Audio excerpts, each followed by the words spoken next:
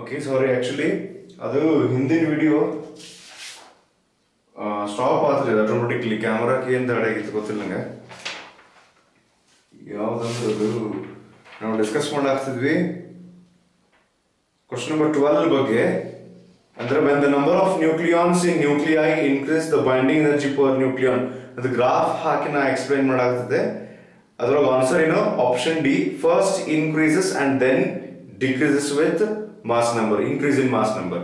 Mass number ಜಾಸ್ತಿ ಹಾಕೊಂತ ಹೋದಂಗ ಸ್ಟಾರ್ಟಿಂಗು ಸ್ಪೆಸಿಫಿಕ್ ಬಾಂಡಿಂಗ್ ಎನರ್ಜಿ ಕಡಿಮೆ ಇರ್ತೈತಿ, ಲಾಸ್ಟಿಗೂ ಕಡಿಮೆ ಇರುತ್ತೆ, ಮೀಡಿಯಂ ರೇಂಜ್ ಒಳಗಷ್ಟು ಹೈಯೆಸ್ಟ್ ಇರುತ್ತೆ. So according to that option D is the answer. 13th question ಹೋಗೋಣ ನಾವೀಗ. What fissionable material was used in the bomb dropped at Nagasaki, Japan? ಇಲ್ಲೇ ಜನರಲಿ ಎಲ್ಲ ಕಡೆ ಸಿಲೆಬಸ್ ನಾವು ಏನ್ ಕೇಳಿರ್ತೀವಿ ಯುರೇನಿಯಂ ಅಂತ ಕೇಳಿ ನಮ್ಗೆ ಹಂಗೆ ರೂಢಾಗ್ಬಿಟ್ಟಿರತ್ತೆ. ಬಟ್ ಹಂಗಿಲ್ಲದು ಆನ್ಸರ್ ಪ್ಲುಟೋನಿಯಂ ಐತಿ. ಓಕೆ, ಅದು ನೆಕ್ಸ್ಟ್ ಕ್ವಶನ್ ನಂಬರ್ 14 ಬರ್ರಿ. ಅದು ಆನ್ಸರ್ ಪ್ಲುಟೋನಿಯಂ ಅಂತ. A gamma ray photon creates an electron-positron pair. If the rest mass energy of an electron is 0.5 mega electron volt and the total kinetic energy of the electron-positron pair is 0.78 mega electron volt, then the energy of the gamma ray photon must have been ಅಂತ ಕೇಳಿದ್ರು.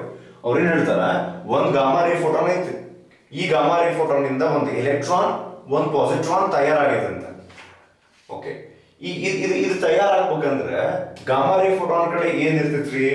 Energy ಇರುತ್ತೆ, ಹೌದಾ? ಇವು electron ಮತ್ತು positron ಆಗ್ಬೇಕಂದ್ರೆ ಇವು particles, ಇವಕ್ಕೆ ಏನಿರುತ್ತೆ? ಮಾಸ್. ಇದಕ್ಕೊಂದು ಸ್ವಲ್ಪ ಮಾಸ್, ಇದಕ್ಕೊಂದು ಸ್ವಲ್ಪ ಮಾಸ್ ಇರುತ್ತೆ. ಸೊ ಎನರ್ಜಿ ಇದ್ದದ್ದು ಏನಾಗ್ಬೇಕು? ಈಗ ಇಲ್ಲೇ ಮಾಸ್ ಆಗ್ಬೇಕು, ಇದ್ರಾಗಿನ ಎನರ್ಜಿ ಇಲ್ಲೊಂದು ಸ್ವಲ್ಪ ಮಾಸ್ ಆಗ್ಬೇಕು, ಇಲ್ಲೊಂದು ಸ್ವಲ್ಪ ಮಾಸ್ ಆಗ್ಬೇಕು. ಅವ್ರು ಏನ್ ಹೇಳ್ತಾರೆ ಈ ಕ್ವಶನ್ ಒಳಗಂದ್ರೆ rest mass energy of electron is 0.5 mega electron volt. What is meant by rest mass energy of electron ಅಂದ್ರೆ ನಿಮ್ ಕಡೆ ಎನರ್ಜಿ ಐತಿ, ಆ ಎನರ್ಜಿ ಯೂಸ್ ಮಾಡ್ಕೊಂಡು ನೀವು ಒಂದು ಎಲೆಕ್ಟ್ರಾನ್ ತಯಾರು ಮಾಡ್ಬೇಕಂತ ಮಾಡಿರಿ. ಅಂದ್ರೆ you want to convert energy into mass. ಅಂದ್ರೆ ಅದು ಎಲೆಕ್ಟ್ರಾನ್ ಎಷ್ಟು ಮಾಸ್ ಇರುತ್ತಲ್ಲ ಅಷ್ಟು ಮಾಸ್ ನೀವು ತಯಾರು ಮಾಡ್ಬೇಕಂತ ಮಾಡಿರಿ ಅಂದ್ರೆ ಇಷ್ಟು ಎನರ್ಜಿ ಬೇಕು. ಅಂದ್ರೆ if you have 0.5 mega electron volt energy, ಇದರಿಂದ ಒಂದು ಎಲೆಕ್ಟ್ರಾನ್ ಅನ್ನು ಮಾಡಬಹುದು. ಈಗ ಇದು ಬಾಜುದೇನಿದು? ಇದ್ರ ಫ್ರೆಂಡ್ ಇದು ಯಾವ್ದು? ಪಾಸಿಟ್ರಾನ್. ಇದ್ರ ಮಾಸ್ ಎಷ್ಟು ಇರ್ತೈತಿ? ಎಕ್ಸಾಕ್ಟ್ಲಿ ಸೇಮ್ ಇರುತ್ತೆ. ಅಂದ್ರೆ ಒಂದು ಪಾಸಿಟ್ರಾನ್ ತಯಾರು ಮಾಡ್ಬೇಕಂದ್ರೂ 0.5 ಮೆಗಾ ಎಲೆಕ್ಟ್ರಾನ್ ವೋಲ್ಟ್ ಬೇಕು. ಸೊ ಇದು ಎರಡು ಸೇರಿ ಎಷ್ಟು ಬೇಕ್ರಿ? 1 ಮೆಗಾ ಎಲೆಕ್ಟ್ರಾನ್ ವೋಲ್ಟ್ ಎನರ್ಜಿ ಬೇಕು ಇದನ್ನ ತಯಾರು ಮಾಡಕ್ಕೆ.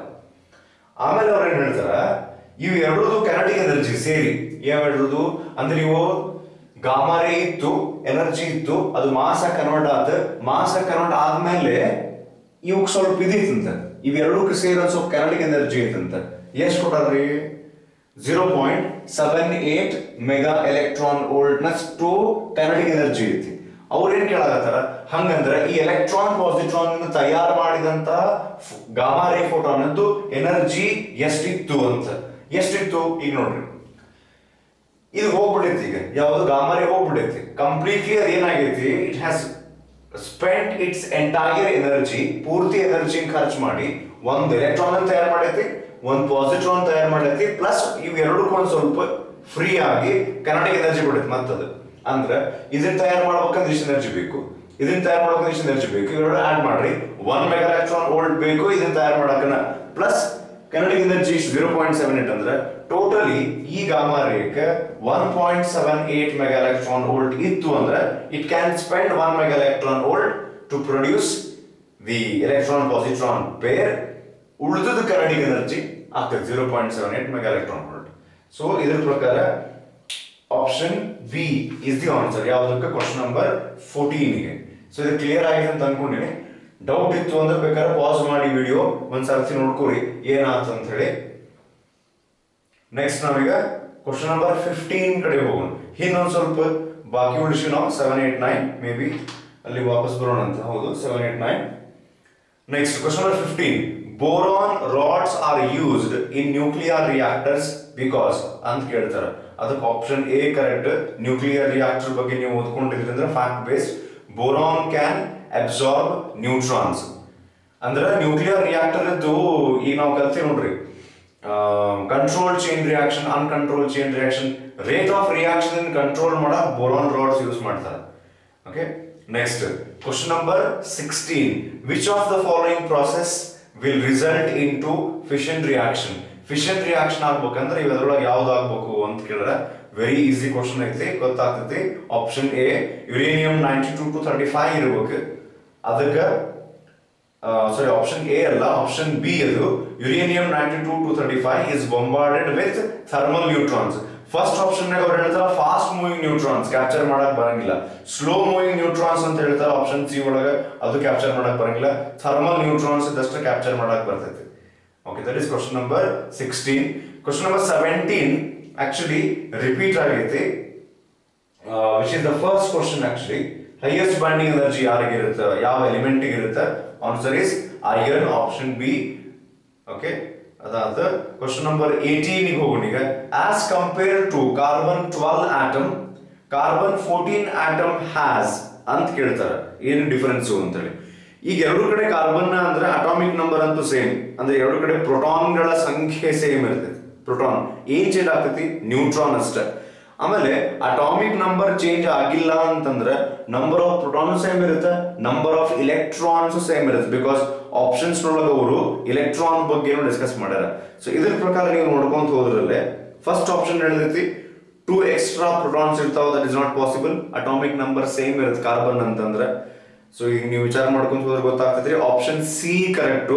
ಎಕ್ಸ್ಟ್ರಾ 2 ನ್ಯೂಟ್ರಾನ್ ಇರ್ತಾವ, ಎಲೆಕ್ಟ್ರಾನ್ ಒಳಗೆ ಏನು ಚೇಂಜಸ್ ಇರಂಗಿಲ್ಲ, ನೋ ಎಕ್ಸ್ಟ್ರಾ ಎಲೆಕ್ಟ್ರಾನ್ಸ್.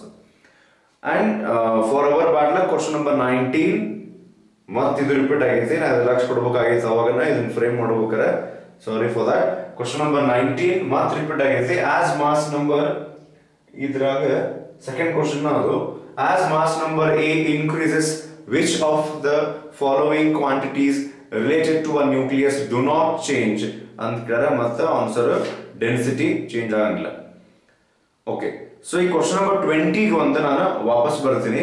ಈಗ ನಾವು ಎಲ್ಲಿಗೆ ಹೋಗೋಣ ಅಂದ್ರೆ, ಎಲ್ಲಿಗೆ ಸ್ಟಾಪ್ ಮಾಡಿದ್ವಿ, ಸಾರಿ ಎಲ್ಲಿಗೆ ಬ್ರೇಕ್ ಮಾಡಿದ್ವಿ ನೋಡು, ಒಂದು ಸ್ವಲ್ಪ ಸೀಕ್ವೆನ್ಸ್ ಅನ್ನ ಬ್ರೇಕ್ ಮಾಡಿ ಹೋಗಿದ್ವಿ. ಸೊ ಕ್ವಶನ್ ನಂಬರ್ 7 ಬರೋಣ ನಾವು.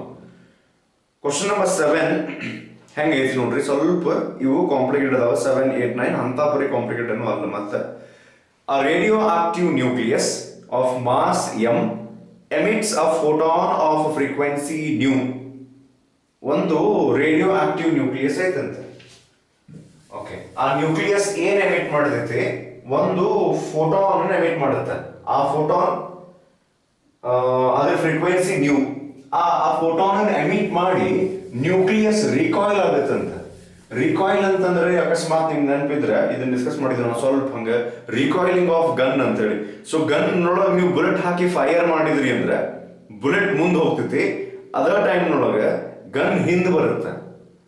ಓಕೆ, ಇದಕ್ಕ ಇದಂತಾರ ನಿಮ್ಗೆ ನೆನಪಿದ್ರೆ ಅದನ್ನ ಇದನ್ನ ಮಾಡಿದ್ವಿ ನಾವು ಅವಾಗ, ಏನಂತ ಹೇಳ್ರಿ ಅದಕ್ಕೆ, ಇದಂತ ನೋಡ್ರಿ, ಇದು ನೆನಪೈತ ನೋಡ್ರಿ. ಈಗಿದು law of conservation of momentum.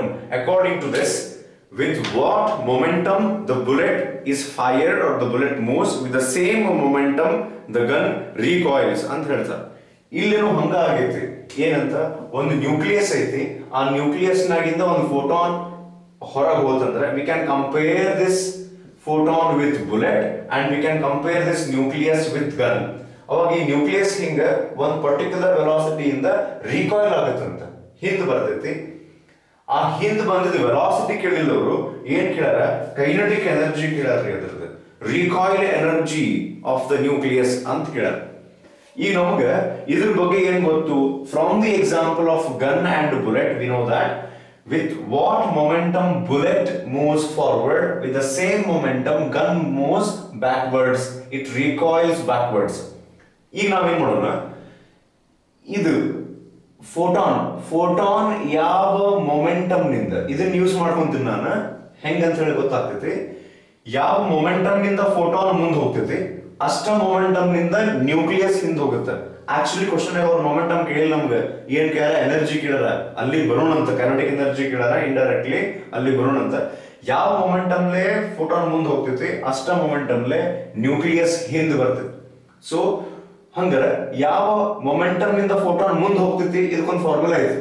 Momentum of a photon is equals to h nu by c ಅಂತ ಹೇಳಿ. ಹೆಂಗ್ ಅಂತ ಹೇಳ್ತೀನಿ ನಾನು ನಿಮ್ಗೆ.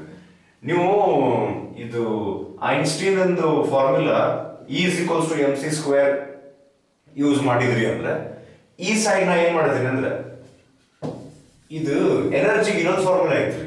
ಫೋಟಾನ್ ಎನರ್ಜಿಗೆ ಹೆಚ್ ನ್ಯೂ ಅಂತ ಬರೀತೀವಿ ನಾವು. E is equals to h nu is equals to m into c square. ಈಗ ಏನ್ ಮಾಡ್ರಿ, ಈ ಸಿ ಸ್ಕ್ವೇರ್ ನೊಳಗಿಂದ ಒಂದು ಸಿ ಈ ಕಡೆ ತಗೊಂಡ್ಬರ್ರಿ, ಈ ಸಿ ಇಲ್ಲೇ ಇಟ್ಟು ಈ ಕಡೆ ತಗೊಂಡ್ಬರ್ರಿ. M into C that is mass into velocity. Mass into velocity ಏನಾಯ್ತು, ಮೊಮೆಂಟಮ್ ಆತ. So momentum of a photon, photon ಏನು ಬರ್ತೈತಲ್ಲ ಮೊಮೆಂಟಮ್ ಅದರದ್ದು ಹೆಚ್ ನ್ಯೂ ಬೈ ಸಿ ಇರ್ತದೆ. ಇಲ್ಲೇ ವಾಪಸ್ ಈ ಕ್ವಶನ್ ಬರೋಣ ಅಂತ. ಯಾವ ಮೊಮೆಂಟಮ್ ಇಂದ ಫೋಟಾನ್ ಮುಂದೆ ಹೋತು ಅದ ಮೊಮೆಂಟಮ್ ನ್ಯೂಕ್ಲಿಯಸ್ ಹಿಂದೆ ಹೋಗ್ತೈತೆ. ಆಕ್ಚುಲಿ ಅವ್ರು ಕೇಳಿದ್ದು ನ್ಯೂಕ್ಲಿಯಸ್ ಎನರ್ಜಿ ಕೇಳಾರ. ಓಕೆ, ಇದು ಫೋಟಾನ್. ನಮ್ಗೊಂದು ಫಾರ್ಮುಲಾ ಗೊತ್ತು, ಇದನ್ನ ರೀಸೆಂಟ್ ಆಗಿ ನಾ ಕ್ಲಾಸ್ ನೊಳಗೆ ಹೇಳಿನಿ. Relation between kinetic energy and momentum. Kinetic energy is equals to P square divided by 2m. ಅವರು ನಮಗೆ ನ್ಯೂಕ್ಲಿಯಸ್ ಎನರ್ಜಿ ಕೇಳ್ಯಾರ. So kinetic energy is equals to momentum square, ಇದನ್ನ ಸ್ಕ್ವೇರ್ ಮಾಡ್ರಿ, H square nu square divided by C square, ಇಲ್ಲೇ C square ಇದೊಂದು 2m. So this is the answer. Okay, so ಇದು ಹೆಂಗ ಆಗ್ತದೆ ಅಂತ ಹೇಳಿ ಬೇಕಾದ್ರೆ ಒಮ್ಮೆ ಪಾಸ್ ಮಾಡಿ ರಿಕಾಲ್ ಮಾಡ್ಕೊರಿ ಏನೇನು ನಾವು ಡಿಸ್ಕಸ್ ಮಾಡಿದ್ವಿ ಅಂತ ಹೇಳಿ. ಸೊ ಆಪ್ಷನ್ ಯಾವ್ದು ಬರುತ್ತೆ, option A H square nu square divided by 2m C square. That is about question number 7. Question number 8 ಗೆ ಹೋಗೋಣ. ಕ್ವಶನ್ ನಂಬರ್ 8 ಮತ್ತೊಂದು ಸ್ವಲ್ಪ ಕಾಂಪ್ಲಿಕೇಟ್ ಐತಿ, ಅಂತಾಪುರಿ ಇಲ್ಲ. ಅದು ಮತ್ತು ಆ ಕ್ವಶನ್ ನೋಡಿದ ಕೂಡ ಅಂತೂ ಪೂರಾ ಗಾಬರಿ ಪೂರ್ತಿ ಬಿಟ್ಟ ಬಿಡುವಾಗ ಆಯ್ತದ, ಹಂಗಿಲ್ಲ.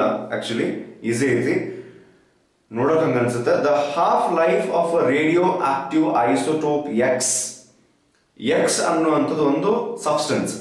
ಅದರ ಹಾಫ್ ಲೈಫ್ 50 ಇಯರ್ ಐತಂತ. 50 ಇಯರ್ ಇರ್ಲಿ ಎಷ್ಟರೇ ಇರ್ಲಿ ನೋಡ್ರಿ, ಎಕ್ಸ್ ಅನ್ನುವಂಥ ಒಂದು radioactive substance. It decays into another element Y which is stable. X ಇದ್ದು ಡಿಸ್ಇಂಟಿಗ್ರೇಟ್ ಆಗಿ ವೈ ಆಗತ್ತಂತ.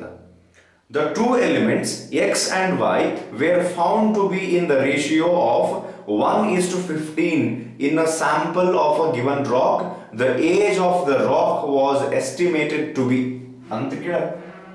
ಓಕೆ, ಸೊ ಅದ್ರದ್ದು ಏಜ್ ಕ್ಯಾಲ್ಕುಲೇಟ್ ಮಾಡಬೇಕಂತ ರಾಕ್ ಅಂತ. ಈ ಸ್ಟಾರ್ಟಿಂಗ್ ಈ ಕ್ವಶನ್ ನೋಡಿದ ಕೂಡಲೇ ಆ ಎಕ್ಸ್ ಅನ್ನುವಂಥ ರೇಡಿಯೋ ಆಕ್ಟಿವ್ ಸಬ್ಸ್ಟೆನ್ಸು ಅದು y ಆಗುವುದಕ್ಕೂ ಅವು ಎರಡು 1:15 ರೇಷಿಯೋದೊಳಗೆ ಇರೋದಕ್ಕೂ ಅದು ಯಾವುದೋ ಒಂದು ರಾಕ್ ಅಂತ, ಅದ್ರದ್ದು ಎಷ್ಟು ವಯಸ್ಸಾಗೈತೆ ಆ ರಾಕಿಗೆ ಅದನ್ನ ತಗೊಂಡು ನಾವೇನ್ ಮಾಡ್ಬೇಕು, ಇದಕ್ಕೇನು ಸಂಬಂಧ ಅನ್ಸಂಗಿಲ್ಲ. ಈಗ ನೋಡ್ರಿ, ಒಂದು ರಾಕ್ ಐತಿ, ನಾವಿಲ್ಲಿ ಅಸ್ಯೂಮ್ ಮಾಡ್ಬೇಕೇನಂದ್ರೆ ಫಸ್ಟಿಗೆ ಈ ರಾಕ್ ನೊಳಗೆ, ರಾಕ್ ಅಂದ್ರೆ ಅದ್ರಾಗ ಬೇರೆ ಬೇರೆ ಸಬ್ಸ್ಟೆನ್ಸ್ ಮಿಕ್ಸ್ ಆಗ್ಯಾವ ಅಂತ ಅನ್ಕೋಬೇಕಾ ನಾವು. ಅದ್ರಾಗ ಎಕ್ಸ್ ಅನ್ನುವಂತ ಒಂದು ರೇಡಿಯೇಟಿವ್ ಸಬ್ಸ್ಟೆನ್ಸ್ ಈ ರಾಕ್ ನೊಳಗೆ ಐತಿ. There is no Y initially. ಈ ರಾಕ್ ಯಾವಾಗ ಫಾರ್ಮ್ ಆಗಿತ್ತು, ಅದು ವಾಲ್ಕೆನೋ ಗಿಲ್ಕೆನೋ ಏನೋ ಆಗಿ ಫಾರ್ಮ್ ಆಗೈತಿ ರಾಕ್. ಆ ಫಾರ್ಮ್ ಆದಾಗ ಈ ರಾಕ್ ನೊಳಗೆ ಎಕ್ಸ್ ಅನ್ನುವಂತ ಒಂದು ರೇಡಿಯೇಟಿವ್ ಸಬ್ಸ್ಟೆನ್ಸ್ ಇತ್ತು, ವೈ ಇದ್ದಿದ್ದಿಲ್ಲ. ವೈ ಯಾವಾಗ ಬರ್ತೈತ್ರಿ, ಎಕ್ಸ್ ಡಿಸ್ಇಂಟಿಗ್ರೇಷನ್ ಸ್ಟಾರ್ಟ್ ಮಾಡ್ಬೇಕು. So first time rock form ಆದಾಗ ಅದ್ರಾಗ ಎಕ್ಸ್ ಅಷ್ಟೇ ಇರ್ತೈತಿ, ಆಮೇಲೆ ಎಕ್ಸ್ ಇದ್ದದ್ದು ವೈ ಹಾಕೊಂತ ಬರುತ್ತೆ. ಸೊ ಎಕ್ಸ್ ಇದ್ದದ್ದು ವೈ ಹಾಕೊಂತ ಬರ್ತೈತಿ ಅಂದ್ರೆ ಎಷ್ಟೋ ವರ್ಷ ಆದ್ಮೇಲೆ ಎಕ್ಸ್ ಕಡಿಮೆ ಅಂತ ಬರ್ತೈತಿ, ವೈ ಜಾಸ್ತಿ ಹಾಕೊಂತ ಹೋಗುತ್ತೆ. ಅವ್ರು ಹೇಳ್ತಾರ, ಅವ್ರು ರೀಸೆಂಟ್ ಆಗಿ ಹೋಗಿ ನೋಡ್ಕೊಂಡ್ ಬಂದಾರ ಅಂತ ಅದನ್ನ ಕಲ್ಲನ್ನ. ಅವ್ರು ಹೇಳ್ತಾರ 1:15 ನೊಳಗ ಈ ಎಲಿಮೆಂಟ್ಸ್ ಅಲ್ಲಿ ಪ್ರೆಸೆಂಟ್ ಅದಾವಂತ. ರಾಕ್ ನೊಳಗ ಫಸ್ಟಿಗೆ ಎಕ್ಸ್ ಅಷ್ಟೇ ಇತ್ತು when the rock was initially formed.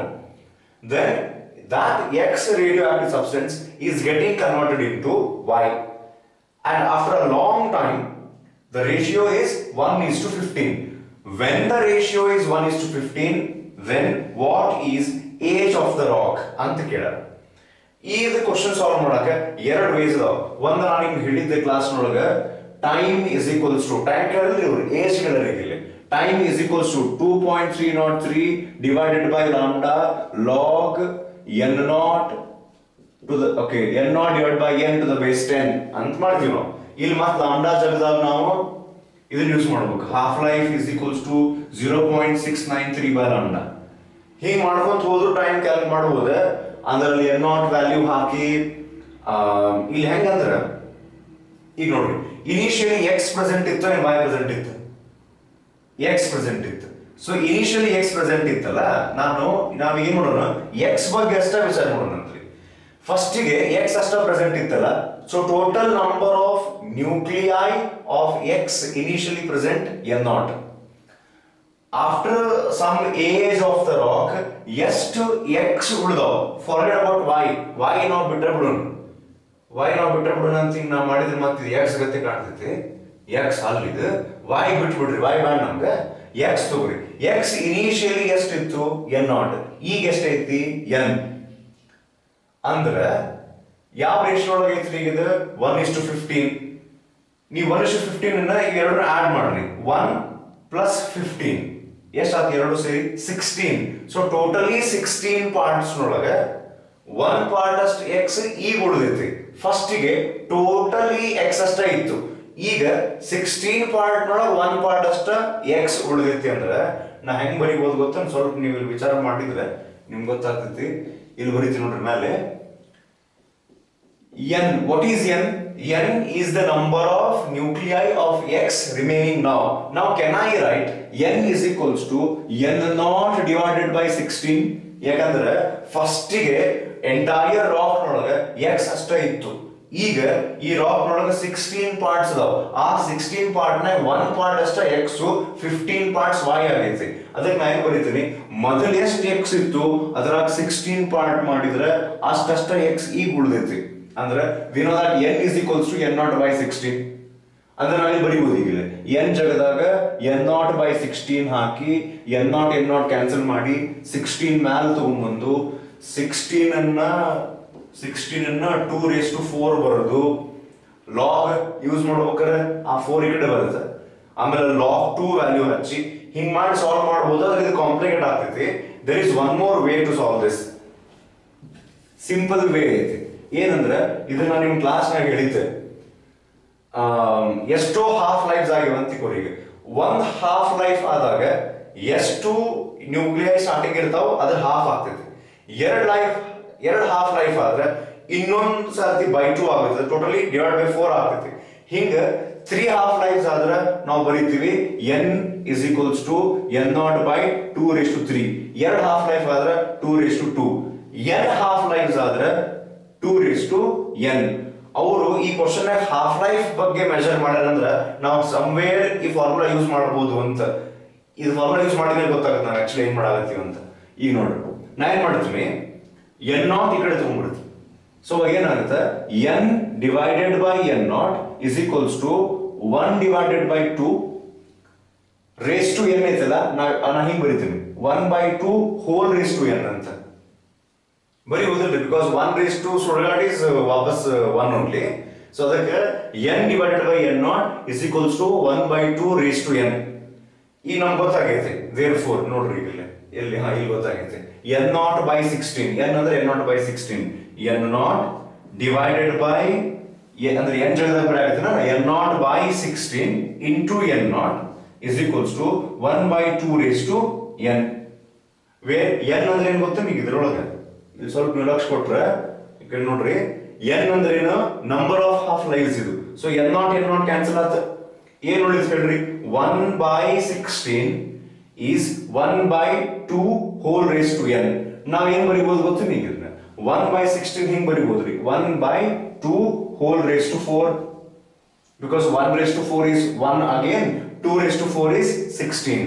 that is equals to 1/2 whole raised to n. so equate ಮಾಡ್ರಿ, ಎರಡನ್ನ ಕಂಪ್ಯಾರಿಸನ್ ಮಾಡ್ರಿ, ವೆರಿ ಕ್ಲಿಯರ್ಲಿ ಗೊತ್ತಾಗುತ್ತೆ ನಿಮ್ಗೆ 4 ಹಾಫ್ ಲೈಫ್ಸ್ ಆಗ್ಯಾವು. ಅಂದ್ರೆ x ಫುಲ್ ಈ ರಾಕ್ ತುಂಬಾ ಎಕ್ಸ್ ಇತ್ತಲ್ಲ ಅದು y ಆಗೋದ್ರೊಳಗೆ ನಮ್ಗೆ ಗೊತ್ತಾಗ್ತೀಗ 4 ಹಾಫ್ ಲೈಫ್ಸ್ ಆಗ್ಯಾವ. 4 ಹಾಫ್ ಲೈಫ್ಸ್ ಆಗ್ಯಾವ ಅಂತ ಏನ್ ಗ್ಯಾರಂಟಿ ಅಂದ್ರೆ ಅದು ಕಂಪ್ಲೀಟ್ ಎಕ್ಸ್ ಇತ್ತು, ಈಗ 1/16th ಪಾರ್ಟ್ ಆಗೈತದ, 16ರೊಳಗೆ 1 ಪಾರ್ಟ್ ಆಗೈತೆ. ಸೊ 1/16th ಆಗೈತೆ ಅಂದ್ರೆ ಈಗ ನೋಡ್ರಿ, 1 ಹಾಫ್ ಲೈಫ್ ಆದಾಗ ಎಕ್ಸ್ ಇದ್ದು x/2 ಆಗೈತಿ. 2 ಹಾಫ್ ಲೈಫ್ ಆದ ಕೂಡ ಎಕ್ಸ್ ಇದ್ದು x/4 ಆಗೈತಿ. 3 ಲೈಫ್ 4 ಲೈಫ್ 4 ಹಾಫ್ ಲೈಫ್ ಆದ್ಮೇಲೆ ಎಕ್ಸ್ ಡಿವೈಡ್ ಬೈ 16 ಆಗುತ್ತೆ. 16 ಪಾರ್ಟ್ಸ್ ಆಗ್ಬೇಕಂದ್ರೆ 4 ಹಾಫ್ ಲೈಫ್ ಆಗ್ಬೇಕು. ಸೊ ಆಕ್ಚುಲಿ ಈ ಕ್ವಶನ್ ಎಷ್ಟು ಫಾಸ್ಟ್ ಆಗಿ ಸಾಲ್ವ್ ಮಾಡ್ಬೋದು ಅಂದ್ರೆ ಎಕ್ಸ್ ಇದ್ದು y ಆಗೈತಿ 1:15 ಅದಾವ ಅಂದ್ರೆ ಎಕ್ಸ್ 16 ಪಾರ್ಟ್ ಒಳಗೆ 1 ಐತಿ ಅಂದ್ರೆ 16 ಪಾರ್ಟ್ಸ್ ಆಗೈತಿ ಎಕ್ಸ್. 16 ಪಾರ್ಟ್ಸ್ ಕಡಿಮೆ ಆಗೈತಿ ಎಕ್ಸ್. 16 ಅಂದ್ಕೊಳ್ಳಿ ನಿಮಗೆ ಫ್ಲಾಶ್ ಆಗ್ಬೇಕು, ಓ 4 ಹಾಫ್ ಲೈಫ್ಸ್ ಆಗ್ಯಾವ. ಯಾಕಂದ್ರೆ 1 ಹಾಫ್ ಲೈಫ್ ಆದ್ಕೊಳ್ಳಿ by 2, 2 ಹಾಫ್ ಲೈಫ್ ಆದ್ಕೊಳ್ಳಿ by 4. 16 ಅಂದ್ಕೊಳ್ಳಿ ನೆಕ್ಸ್ಟ್ ಟೈಮ್ ನಿಮಗೆ 4 ಹಾಫ್ ಲೈಫ್ ಆಗ್ಯಾವ. ಅವ್ರು ಹಾಫ್ ಲೈಫ್ ಕೊಟ್ಬಿಟ್ರಲ್ಲ, ಬರೋದಿಲ್ಲ ನಾ ಇಲ್ಲೇ, ಅವ್ರು ಹಾಫ್ ಲೈಫ್ ಕೊಟ್ಬಿಟ್ರೆ 50 ಇಯರ್ ಅಂತ ಹೇಳಿ. 4 ಹಾಫ್ ಲೈಫ್ಸ್ ಅಂದ್ರೆ 1 ಹಾಫ್ ಲೈಫ್ ಅಂದ್ರೆ 50 ಇಯರ್ಸ್, 4 ಟೈಮ್ಸ್ ಅಂದ್ರೆ 200. ಆಕ್ಚುಲಿ ಈ ಫಾರ್ಮುಲಾ ಈ ಕ್ಯಾಲ್ಕುಲೇಷನ್ ಏನೂ ಮಾಡ್ಲಾರ್ದ ಕಾಮನ್ ಸೆನ್ಸ್ ಯೂಸ್ ಮಾಡಿ ನಾವೇನ್ ಮಾಡ್ಬೋದು, ಎಕ್ಸ್ ಇದ್ದು y ಆಗೈತಿ, ಏನ್ ರೇಷಿಯೋ ಆಗೈತಿ, ಮೊದಲ ರಾಕ್ ಒಳಗೆ ಫುಲ್ ಎಕ್ಸ್ ಇತ್ತು, ಈಗ 1:15 ಆಗೈತಿ ಅಂದ್ರೆ ಎಕ್ಸ್ 1/16 ಪಾರ್ಟ್ಸ್ ಆಗೈತಿ. 16 ಅಂದ ತಕ್ಷಣ ನೆನಪು ಆಗ್ಬೇಕು 4 half life 50, 4 half life, answer is 200. So ಈಗ ಆನ್ಸರ್ ಗೊತ್ತಾತ ನಮ್ಗೆ ಎಷ್ಟನೇದದು, ಆಪ್ಷನ್ ಎ 200 ಇಯರ್. ನೀವೇನ್ ಮಾಡ್ರಿ, ಈಗ ವಿಡಿಯೋ ಪಾಸ್ ಮಾಡ್ರಿ, ಡೆಫಿನೆಟ್ಲಿ ಏನಾಗ್ತದೆ ಡಿಸ್ಕಸ್ ಮಾಡ್ಕೊರಿ. ಈ ಫಾರ್ಮುಲಾ ಹಚ್ಚನು ಮಾಡ್ಬೋದು, ಇದನ್ನು ಮಾಡ್ಬೋದು, ಅಥವಾ ಎಲ್ಲಕ್ಕಿಂತ ಬೆಸ್ಟ್ ಯಾವ ಫಾರ್ಮುಲಾ, ಕಾಮನ್ ಸೆನ್ಸ್ ಯೂಸ್ ಮಾಡಿದ್ರೆ ಆರಾಮ್ ಗೊತ್ತಾಗುತ್ತೆ 200 ಅಂತ ಹೇಳಿ ಆನ್ಸರ್. ಸೊ ಒಂದ್ ಸ್ವಲ್ಪ ಟೈಮ್ ತಗೊಂಡು ಪಾಸ್ ಮಾಡಿ ಇಲ್ಲಿ ಏನಾಗ್ತದೆ ಅಂತ ಹೇಳಿ ಡಿಸ್ಕಸ್ ಮಾಡ್ರಿ. ನೆಕ್ಸ್ಟ್ ಕ್ವಶನ್ ಹೋಗೋಣ ಅಂತ ನಾವು. ಯಾವ್ದು, ಕ್ವಶನ್ ನಂಬರ್ 9 ಹೋಗೋಣ. Question number 9 and question number 20 ಎರಡು ಉಳಿದವು ನಮ್ಮ ಕಡೆ ಈಗ. ಅಂಡ್ ಸ್ವಲ್ಪ ನೀವು ಅಬ್ಸರ್ವ್ ಮಾಡಿದ್ರೆ ಕ್ವಶನ್ ನಂಬರ್ 9 ಮತ್ತು ಕ್ವಶನ್ ನಂಬರ್ 20 ಎರಡು ಸೇಮ್ ಅದಾವ. ಅದಕ್ಕೆ ನೀವು ಒಂದ್ ಕೆಲಸ ಮಾಡ್ರಿ, ಇದನ್ನ ಒಂದ್ ಸ್ವಲ್ಪ ಅನಲೈಸ್ ಮಾಡಿ ಕ್ವಶನ್ ನಂಬರ್ 9 ಅಂಡ್ 20 ಒಂದ್ಸರ್ತಿ ಓದ್ಕೊಂಡು ಎರಡಕ್ಕೂ ಸಿಮಿಲಾರಿಟಿ ಐತೆ ಅಂತ ಹೇಳಿ ಒಂದ್ಸರ್ತಿ ಚೆಕ್ ಮಾಡ್ಕೊರಿ. ನೆಕ್ಸ್ಟ್ ನಾವು ಕ್ವಶನ್ ನಂಬರ್ 9, 20 ಮತ್ತೆ ಎರಡು ಡಿಸ್ಕಸ್ ಮಾಡೋಣ ಅಂತ. ಒಂದ್ ಸ್ವಲ್ಪ ಇದೆ ನೋಡ್ರಿ ಏನಂತ.